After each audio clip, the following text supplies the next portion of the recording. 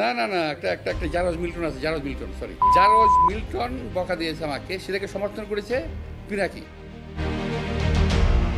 সংবাদ সম্মেলনে Pinaki, Jacob Milton সহ ইউটিউবারদের অশ্রাব্য ভাষায় গালিগালাজ করেন বিএনপির স্থায়ী কমিটির সদস্য মির্জা আব্বাস। মির্জা আব্বাস বলেন, বাগানে শূকরের উপদ্রব হয়েছে, কিছু শূকর উপদ্রব শুরু করেছে।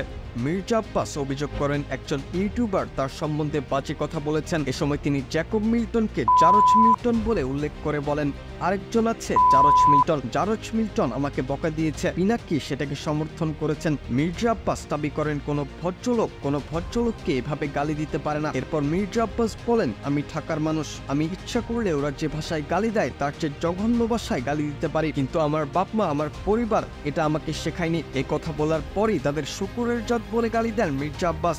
তার চেয়ে জঘন্য ভাষা গালি দিতে পারি, কিন্তু আমার বাপ মা, আমার পরিবার এটা আমাকে শেখায় নাই। শুকুরের জাত, শুকুরের জাত, শুকুরের জাত, শুকুরের জাত। এক পর্যায়ে কবিতা শোনাতে থাকেন তিনি। কুকুরের কাজ কুকুর করেছে, কামড় দিয়েছে পায়, তাই বলে কি কুকুরকে কামড়ানো মানুষের শোভা পায়?